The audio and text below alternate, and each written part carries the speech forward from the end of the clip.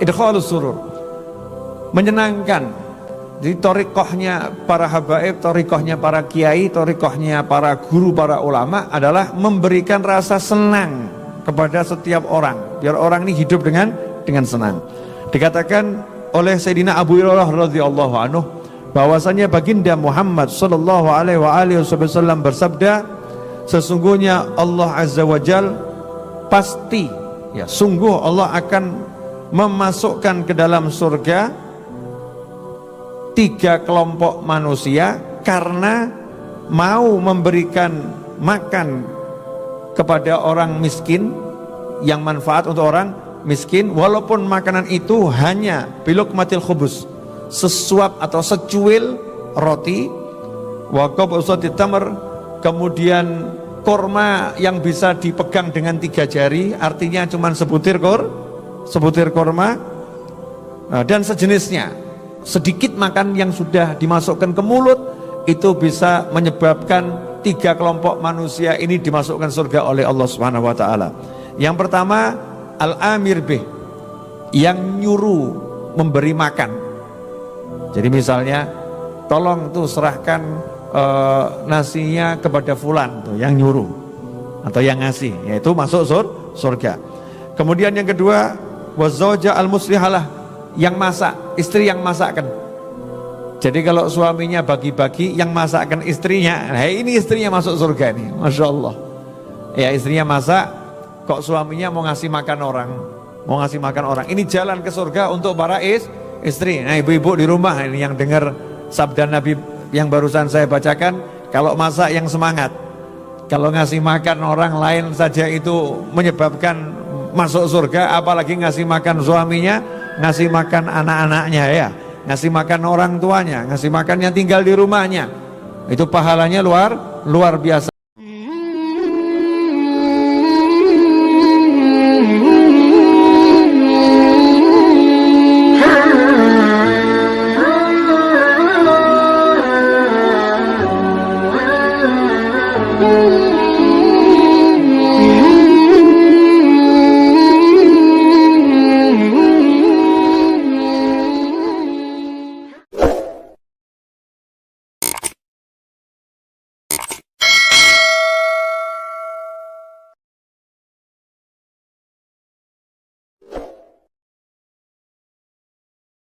Tonton, subscribe, like, and share.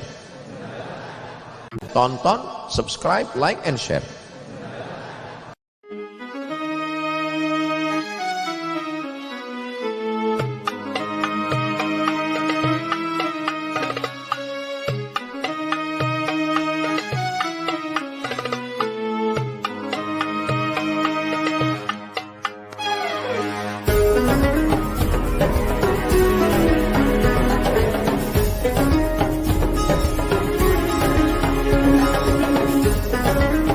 Assalamualaikum warahmatullahi wabarakatuh.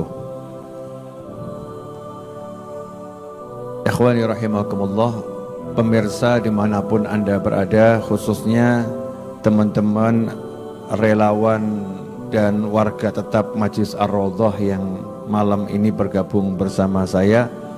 Kita akan membahas tentang keutamaan memberi makan.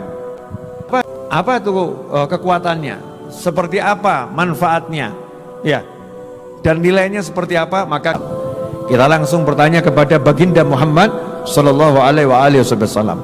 Kita masih ingat ketika baginda Muhammad SAW itu berangkat dari Mekah ke Madinah, hijrah sampai di Madinah, instruksi Nabi Muhammad SAW kepada para sahabat sangat jelas.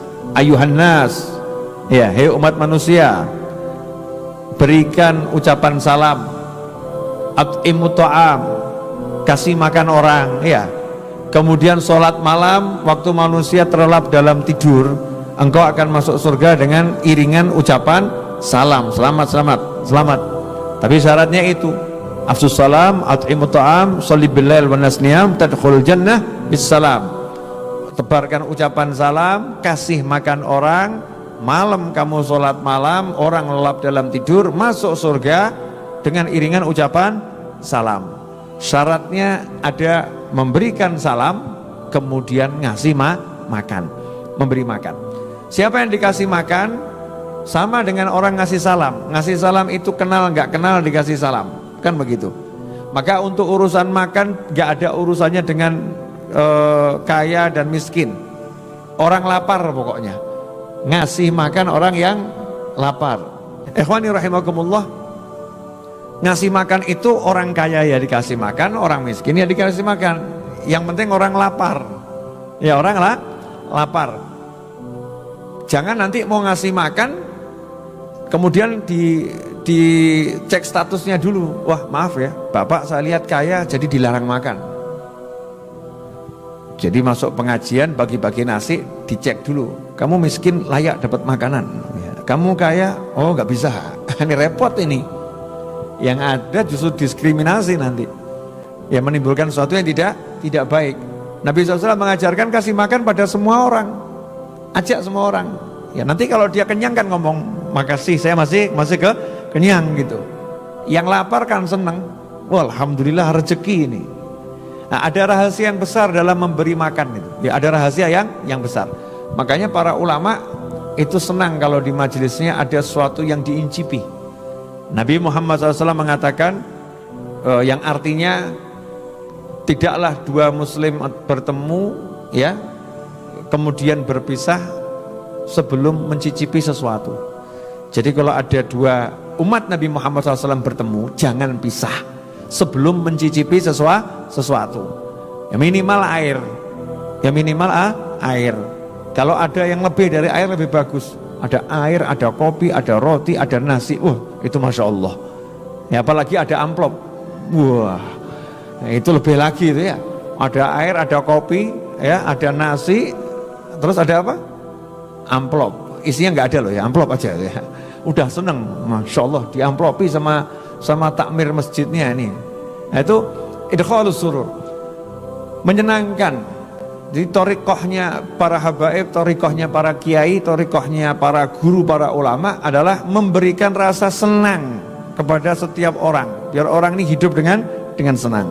Dikatakan oleh Sayyidina Abu Hurairah radhiyallahu anhu bahwasanya baginda Muhammad sallallahu alaihi wasallam bersabda, sesungguhnya Allah azza wajal pasti, ya sungguh Allah akan memasukkan ke dalam surga 3 kelompok manusia karena mau memberikan makan kepada orang miskin, yang manfaat untuk orang miskin, walaupun makanan itu hanya bilukmatil khubus, sesuap atau secuil roti, wa qabsatit tamr, kemudian korma yang bisa dipegang dengan 3 jari, artinya cuma sebutir korma, dan sejenisnya. Sedikit makan yang sudah dimasukkan ke mulut itu bisa menyebabkan 3 kelompok manusia ini dimasukkan surga oleh Allah Subhanahu wa taala. Yang pertama, al-amir bih, yang nyuruh memberi makan. Jadi misalnya, tolong tuh serahkan nasinya kepada fulan tuh, yang nyuruh atau yang ngasih, yaitu masuk surga. Kemudian yang kedua, wazauja al-muslihalah, yang masak, istri yang masakkan. Jadi kalau suaminya bagi-bagi, yang masakkan istrinya, nah ini istrinya masuk surga nih, Masya Allah. Ya istrinya masak, kok suaminya mau ngasih makan orang, ini jalan ke surga untuk para istri. Nah ibu-ibu di rumah ini yang dengar sabda Nabi yang barusan saya bacakan, kalau masak yang semangat, kalau ngasih makan orang lain saja itu menyebabkan masuk surga, apalagi ngasih makan suaminya, ngasih makan anak-anaknya ya, ngasih makan orang tuanya, ngasih makan yang tinggal di rumahnya, itu pahalanya luar biasa. Kemudian yang ketiga, dan pembantu ya, wal khadim alladzi yunawilul miskin, ya pembantu yang membantu memberikan makanan ini kepada orang-orang miskin. Jadi ada 3 kelompok manusia yang akan masuk surga gara-gara ngasih makan. Yang pertama siapa tadi? Yang nyuruh. Ya. Yang kedua siapa? Yang masak. Ketiga siapa? Pembantu yang bagi, yang bantu bagi. Jadi kalau bantu masak otomatis kelompok yang masak, ya, bantu membagikan. Jadi kalau di majelis, kalau begitu ada orang bagi nasi, ini yang saya lihat seringkali di beberapa majelis ada bagi-bagi nasi, yang lain cuma jadi penonton. Lihat tok itu nasinya lewat di atas kepalanya, dilihat sambil sedih, kok nggak turun ya, kok nggak turun.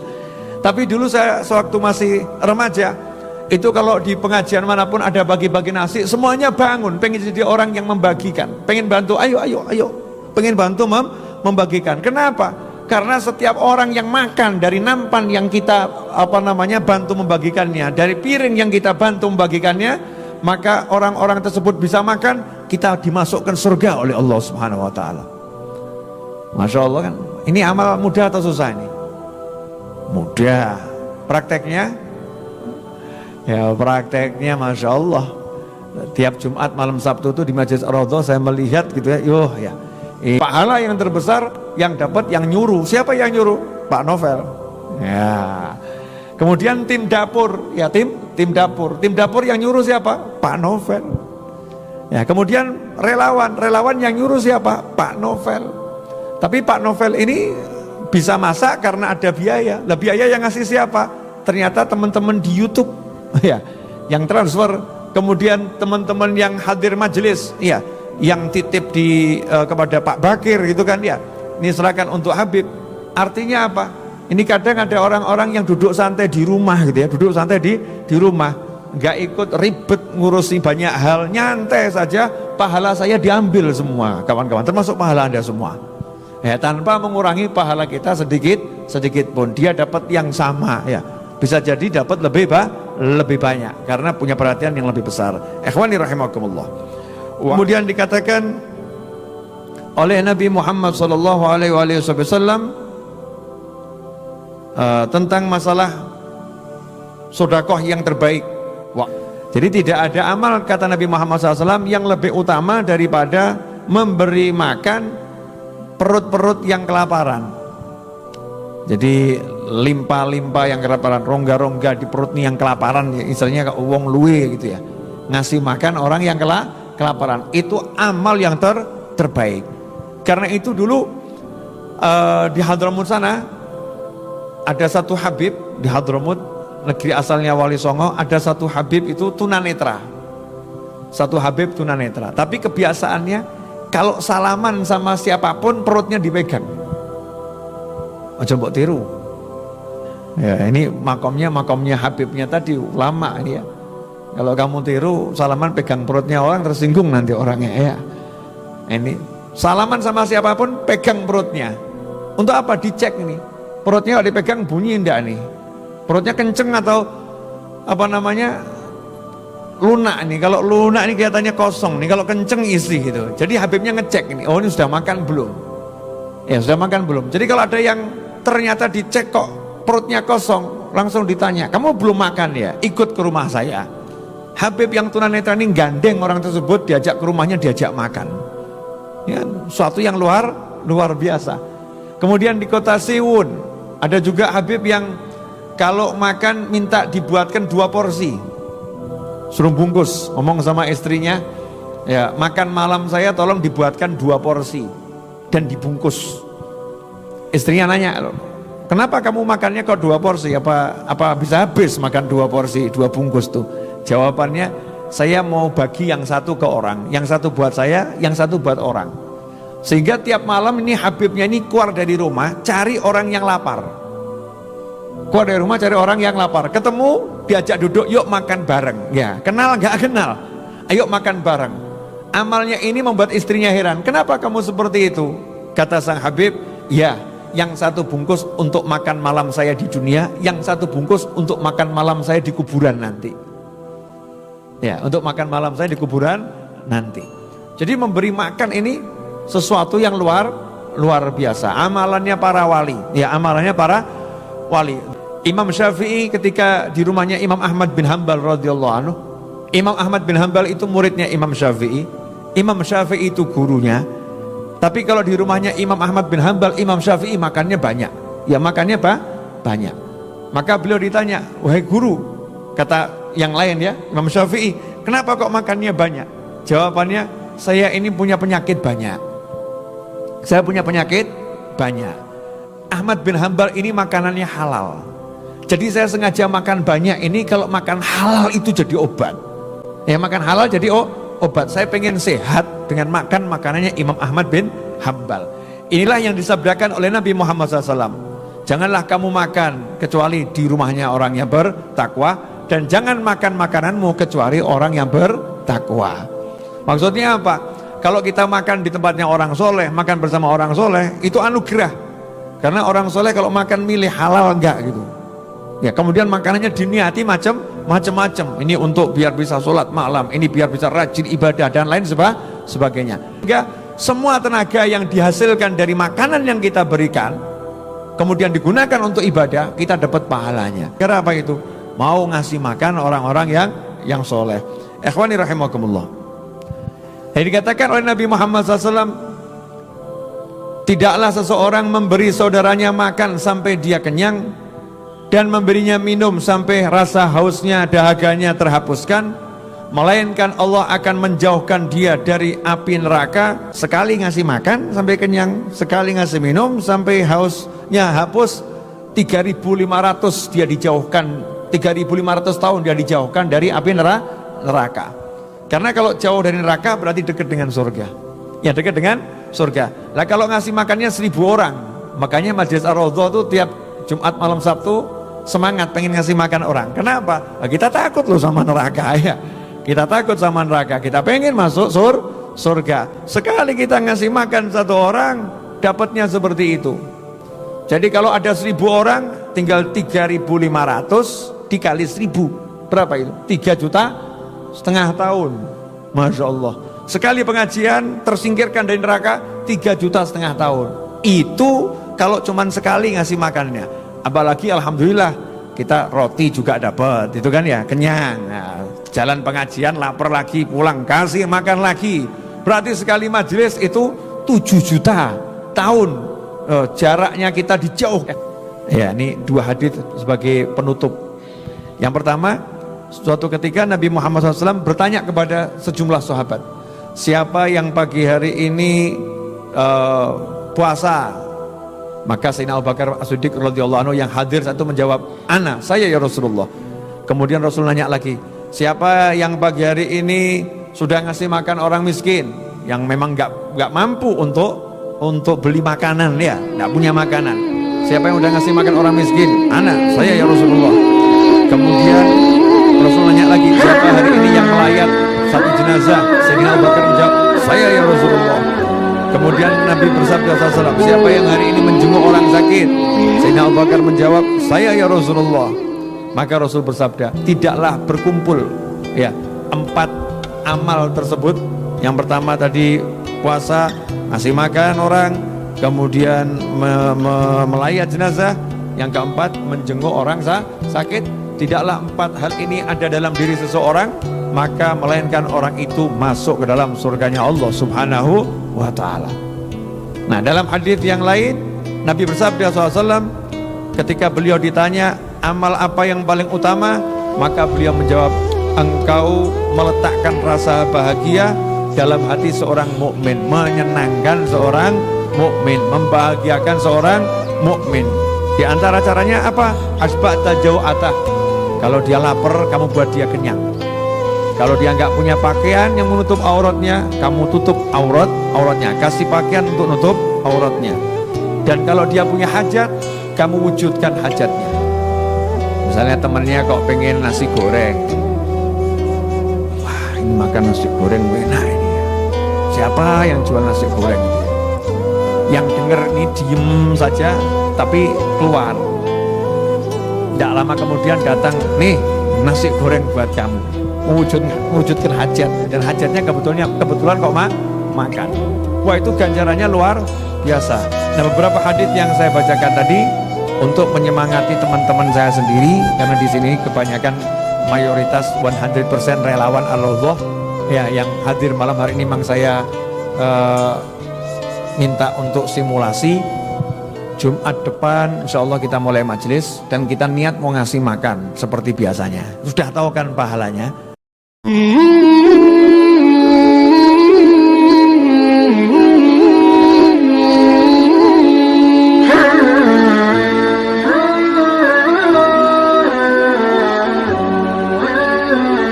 Mm-hmm.